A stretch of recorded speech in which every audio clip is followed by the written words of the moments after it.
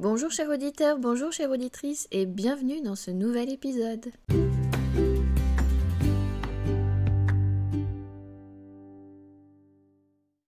J'espère que vous allez bien. Là en ce moment actuellement, en tout cas sur Lyon, le beau temps revient et forcément avec le beau temps, la bonne humeur revient également. Ça met plutôt en joie, ça rapporte de la chaleur et on retrouve un petit peu les énergies du printemps qui arrivent.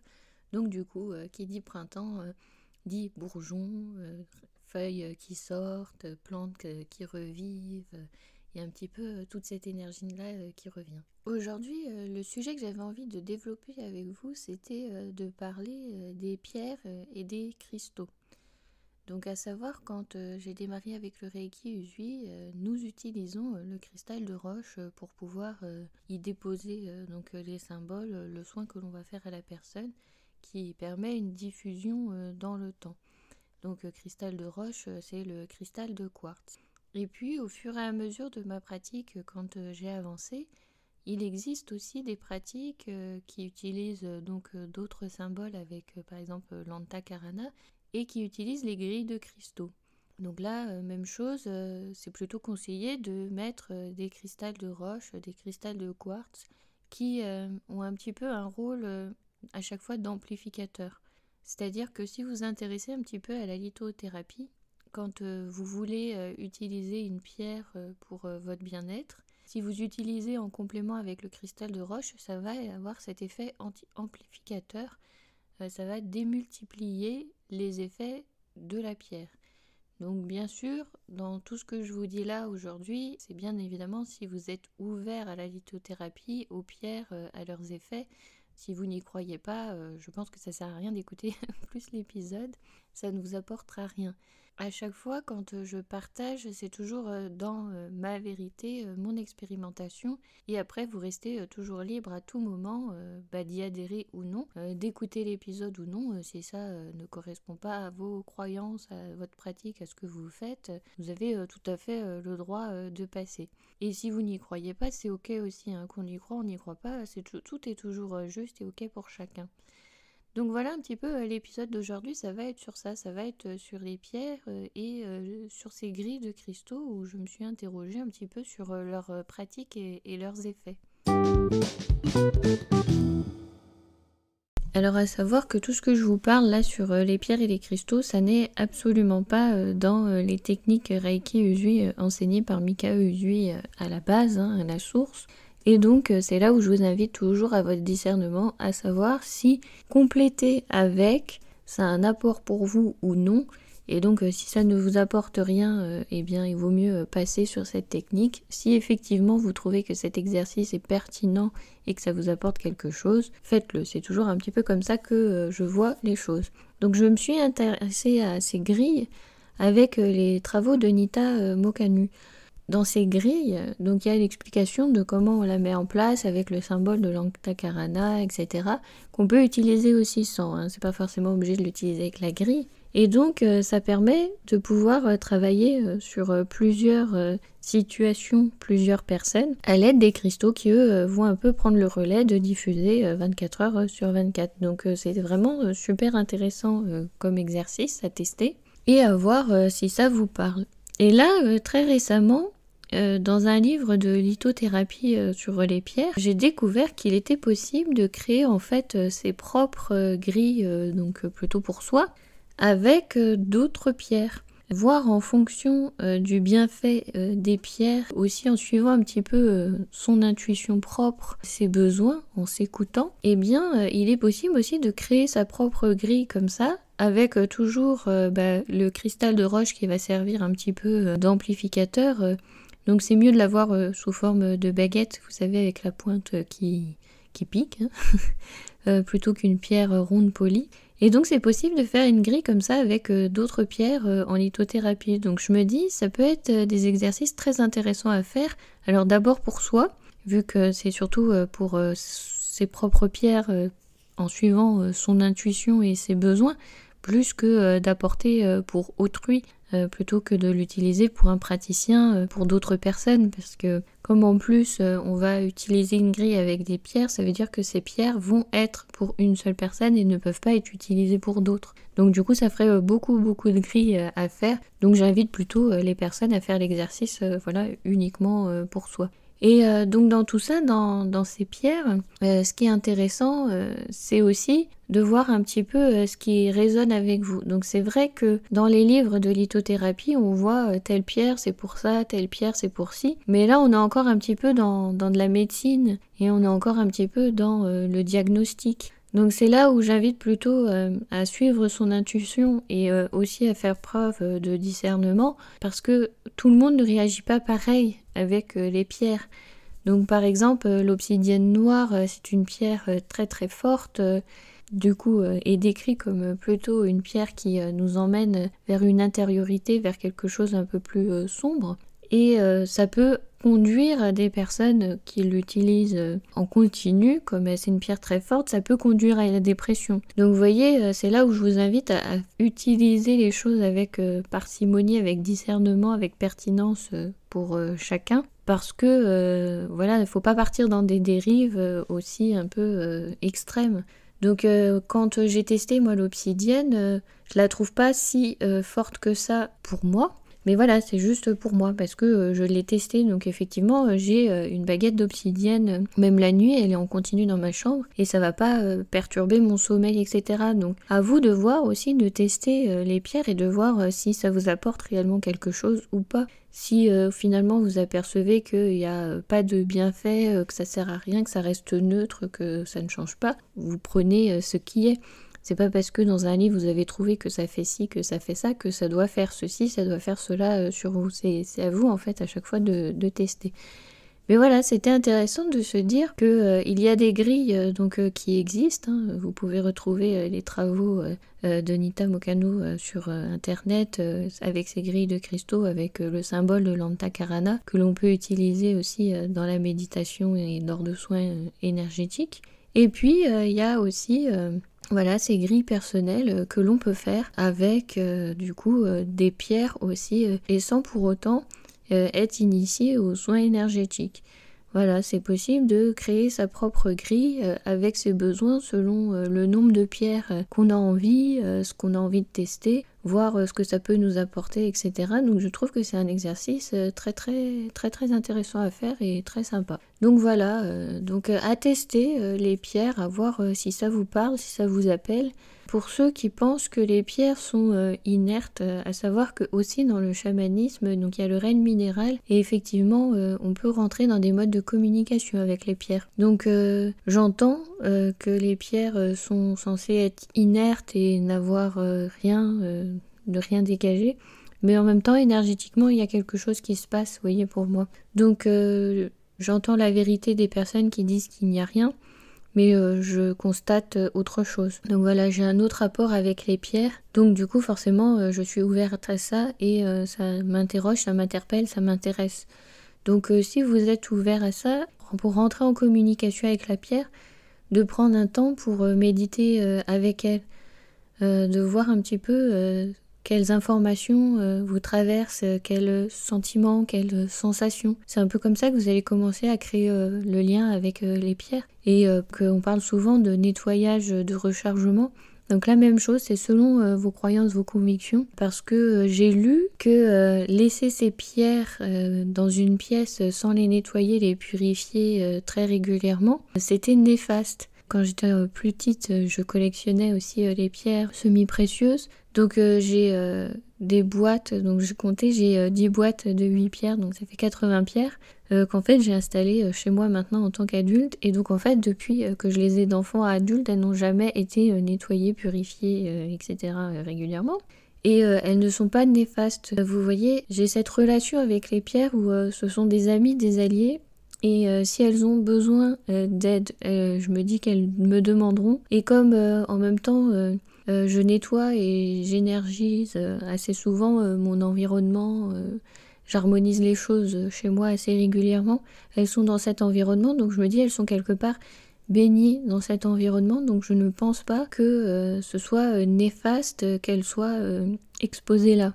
Donc après, faites selon aussi vos croyances, votre sensibilité. Si vous pensez que c'est important de les recharger, de les nettoyer, d'avoir tous ces procédés-là, faites-le si c'est important pour vous. Et si ça ne l'est pas, écoutez-vous aussi. Il y avait des personnes qui, justement, sur un groupe de lithothérapie, qui nous rappelaient que quand les pierres sont extraites de leur environnement, elles subissent quand même des explosions, des transports, ensuite elles sont polies, donc elles ont tout ça, et en fait elles gardent quand même leur vertu, même si elles ont été autant transformées. Donc c'est là où ça rejoint un petit peu ce que je vous disais sur le chamanisme, où je me pose la question, quand on modifie la matière, vu que normalement tout est énergie, tout est vivant dans le chamanisme, si on modifie cette matière-là, est-ce qu'elle garde cette particularité en fait d'énergie ou pas, ou si elle devient inerte, parce que techniquement un arbre, bah voilà, c'est un être vivant, quand on le coupe et qu'on le transforme en table, en chaise, en objet,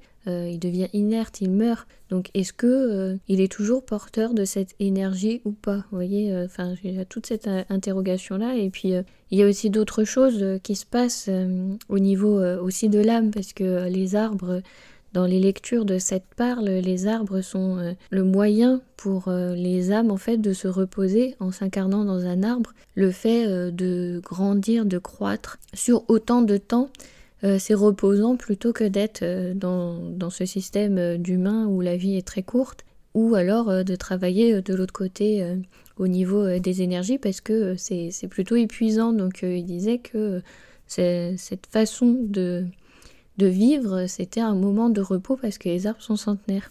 Donc voilà, il y a toutes ces questions-là encore de comment, en fait, on pourrait définir vraiment le vivant. Parce que les pierres communiquent, mais pourtant, d'après la définition qu'on fait des êtres vivants, donc qui se nourrissent, qui se reproduisent et qui respirent, les pierres ne font pas ça. Donc voilà, il y a tout ce questionnement encore, et je pense qu'en avançant encore dans ma pratique chamanique, ça va ouvrir encore d'autres perspectives, d'autres visions. Mais voilà, c'est encore une interrogation que je me pose. Donc je me dis, à la fois la pierre, quand elle est extraite de son environnement, effectivement, elle subit des modifications, des altérations, mais ça ne modifie pas, du coup, ses propriétés quand on la reçoit et qu'on la teste, en fait, sur soi. Donc voilà, est-ce que quand on la transforme davantage, en imaginant qu'on va la transformer jusqu'au grain de sable, est-ce que une fois qu'elle est à cette taille vraiment infime du grain de sable, vraiment tout petit, microscopique, est-ce qu'elle garde encore ses propriétés, vous voyez ? Il y a tout ce questionnement-là, derrière. Donc faites selon vos croyances, vos sensibilités, à savoir que personnellement, oui, les pierres que je porte, moi je les purifie, je les recharge. Par contre, les pierres qui sont dans mon environnement, si je ne les utilise pas pour moi spécifiquement, je ne fais pas cette application de nettoyage et purification, de rechargement, parce que je me dis la pierre, je ne l'épuise pas quand elle est dans la nature. La pierre, elle se nourrit de ce qu'il y a autour de son environnement dans la nature, donc techniquement elle ne s'épuise pas. Donc je me dis dans mon environnement c'est un peu pareil, elle se nourrit de ce qu'il y a autour, elle ne s'épuise pas. C'est si moi je vais l'utiliser sur moi corporellement, à ce moment-là je vais peut-être en tirer ses propriétés et l'épuiser. Donc je vais avoir cette démarche-là après de nettoyer, purification, rechargement, etc. Alors maintenant, on va s'intéresser un petit peu à comment vous pouvez construire votre propre grille. Donc essayez de choisir dans votre environnement un endroit plutôt discret, à l'abri des regards. Évitez là où il y a du passage, où il y a plein de monde, parce que forcément, comme on est en train d'utiliser des pierres, elles vont se charger de l'énergie des gens qui fréquentent le lieu, l'endroit où vous l'aurez posé. Donc essayez de mettre ça plutôt dans un endroit discret. Et donc essayez d'utiliser une forme géométrique sacrée. Donc une forme géométrique sacrée, on peut utiliser l'antakarana dont je viens de parler, mais on peut utiliser aussi la fleur de vie, etc.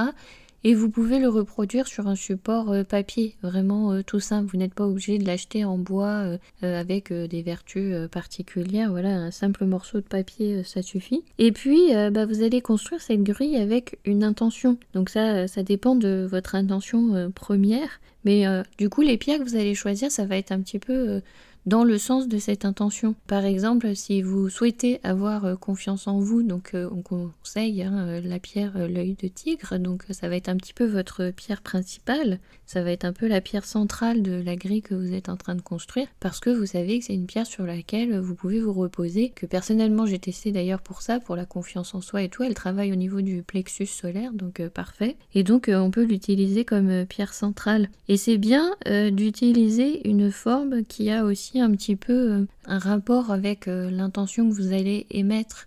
Si par exemple c'est pour une ascension professionnelle, vous souhaitez avoir une promotion, etc., je vous conseille la forme pyramidale, vous voyez, ça a plutôt la forme de monter vers quelque chose, vers le succès, monter en promotion, monter en grade, etc. Donc voilà, essayez de trouver des pierres qui ont des liens les unes avec les autres. Si en plus d'avoir un manque de confiance en vous, vous souhaitez travailler sur ça, qu'en plus ça vient vous chatouiller au niveau du plexus solaire, que vous êtes stressé et tout, pourquoi pas par exemple utiliser après le quartz rose qui est plutôt une pierre apaisante, etc. Vous voyez, vous construisez un petit peu comme ça votre intention avec votre répertoire de pierres qui correspond à votre demande que vous allez placer sur cette forme géométrique que vous allez construire. Donc à savoir que les pierres, ça peut être des pierres roulées, donc des perles, etc. Mais ça peut être aussi des cristaux avec une pointe, avec une double pointe. Ça après, c'est vous qui choisissez comment vous souhaitez mettre la grille. Si en plus vous souhaitez renforcer un petit peu son action, vous pouvez par exemple mettre votre photo au milieu avec l'intention écrite juste en dessous avec un autre morceau de papier, vous voyez, avec la pierre centrale que vous mettrez au milieu de votre grille. À savoir que pour pouvoir l'activer, pour pouvoir travailler dessus, il vous faudra plutôt un cristal de roche en pointe. Ça va être un petit peu comme un stylet, quoi. Vous allez utiliser comme sur une tablette pour pouvoir un petit peu tracer les liens entre les pierres que vous souhaitez faire. Donc voilà, c'est un petit peu comme ça que vous allez construire votre grille. Et puis, bien sûr, quand vous allez construire cette grille, ce que je vous invite à faire en amont, et bien évidemment, c'est de pratiquer méditation d'ancrage, se centrer. Vous pouvez utiliser de la musique, de l'encens, une bougie, sauge. Vous voyez, vous préparez tout l'environnement pour vous mettre dans des bonnes conditions pour construire la grille. Quand vous allez placer vos pierres, donc il y aura votre petit message avec votre photo, avec votre pierre centrale et les autres pierres que vous allez placer autour. Donc par exemple, si vous utilisez la fleur de vie, vous allez placer les pierres pour faire cette forme de fleur de vie.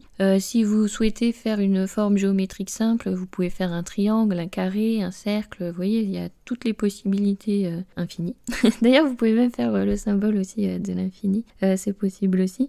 Et puis, si vous vous intéressez aussi à la numérologie, vous pouvez utiliser la caractéristique de choisir le nombre de pierres en fonction de la numérologie. Aussi en fonction, par exemple, de votre date de naissance. Vous pouvez vous dire, je suis née par exemple le 3 septembre, donc 3-9, je vais utiliser 3 pierres comme ça, et puis d'un côté, de l'autre côté, je vais mettre 9 pierres et je vais en mettre 3 comme ci, 3 comme ça, 3 comme ci. Vous voyez, vous pouvez faire des groupes de 3 pour créer un petit peu une régularité, quelque chose en fait qui vous parle. Donc une fois que vous avez disposé un petit peu toutes vos pierres, etc., donc vous allez prendre ce cristal de roche avec la pointe qui va un petit peu servir donc de stylet pour rejoindre un petit peu toutes les pierres. Et puis en partant du centre, vous allez tracer en fait une ligne invisible entre le centre et chaque pierre un petit peu pour les relier énergétiquement.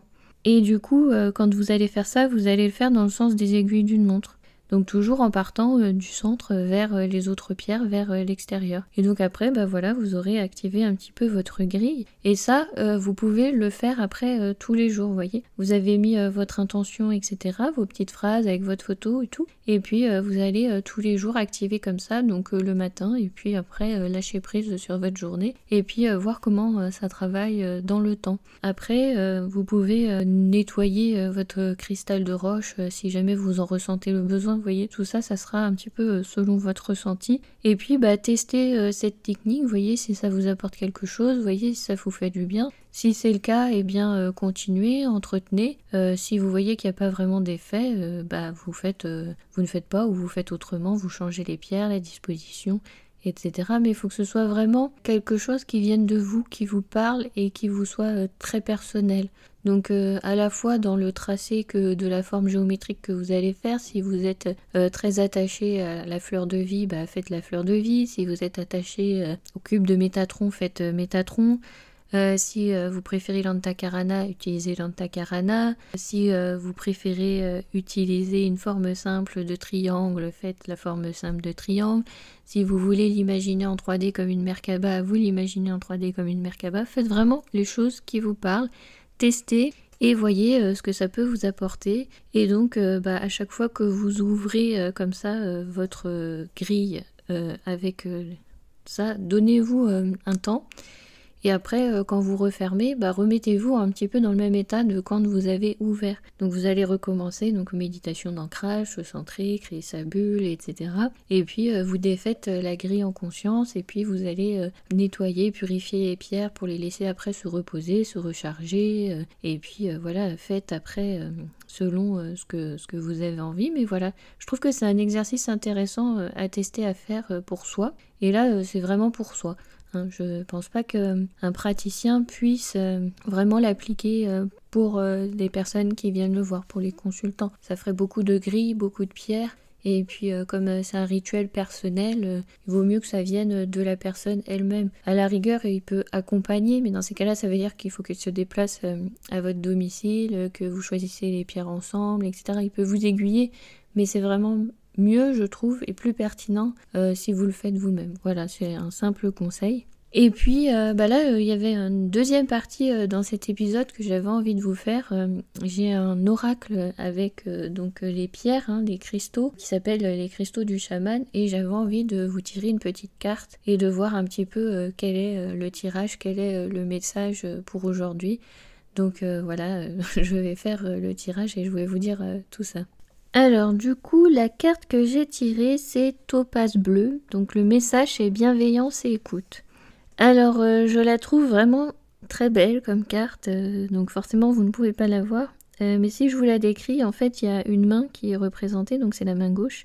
Et dessus il y a tous les symboles, les planètes, les signes du zodiaque, vous voyez tout ce qu'on utilise comme symbole pour la kybomancie. Tout est sur cette main, donc c'est comme si cette carte s'adressait un petit peu à tout le monde en fait, à tous les auditeurs qui vont écouter. Peu importe votre signe, d'où vous venez, cette carte est pour vous, donc c'est vraiment un tirage général, donc je trouve ça assez super. À chaque fois quand je fais des tirages et que je tombe sur des cartes où je me dis je vais faire pour les débutants et que je tombe sur une carte justement qui a une énergie très douce pour les débutants quand c'est des soins, des rituels, etc. Enfin, je suis toujours impressionnée par cette façon dont ça fonctionne, vous voyez, j'y crois, mais à chaque fois ça m'émerveille. Donc il faut garder aussi ça d'ailleurs, un petit peu son âme d'enfant, d'être tout le temps émerveillé.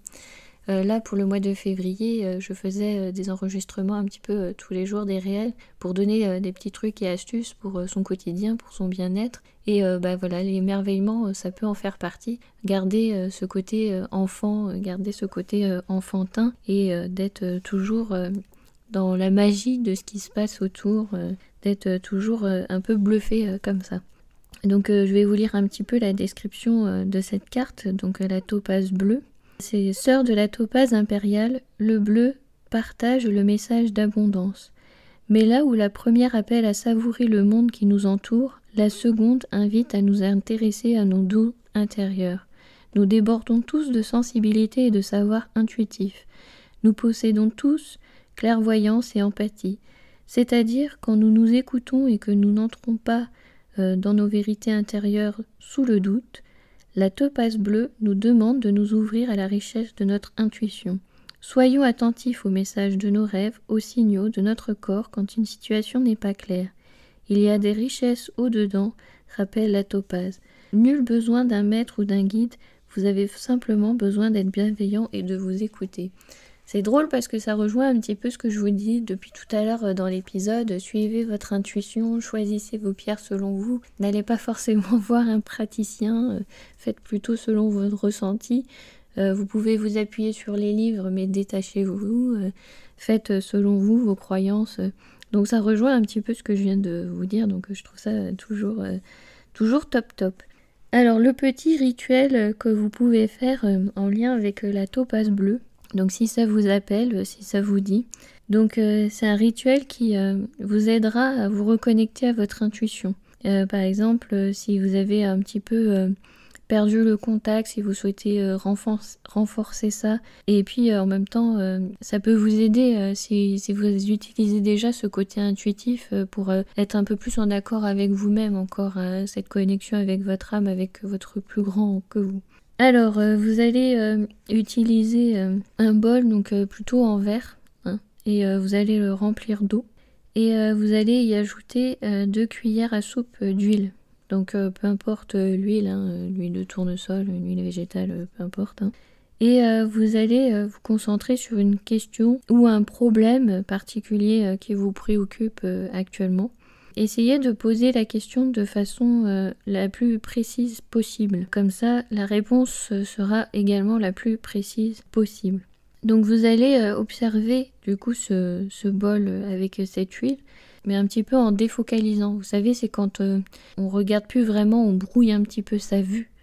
Du coup, on voit plus tout à fait les choses très nettes. Si vous portez des lunettes, enlevez-les, comme ça vous arriverez mieux à défocaliser. Et puis vous allez observer un petit peu les mouvements de l'huile sur l'eau et observer un petit peu les formes que vous allez voir. Essayez de laisser à ce moment-là exprimer vos ressentis, vos pensées. Essayez de regarder tout ça tout en vous faisant confiance en fait. Et puis sans pour autant là tout de suite essayer de rationaliser ce que vous avez vu, essayer de comprendre, d'y mettre des mots. Vous allez juste prendre des notes et attendre après quelques jours pour voir un petit peu comment ces images, quels messages elles vont apporter, comment ça s'applique à votre question initiale, à votre problème, à ce que vous étiez en train de chercher. Donc voilà, ne cherchez pas à mentaliser tout de suite. Prenez un petit peu de temps pour relire vos notes et voir un petit peu après où est-ce que vous en êtes et qu'est-ce que ça vous a apporté comme exercice. Donc voilà, c'est un petit rituel que vous pouvez faire donc en lien avec la carte la topaze bleue.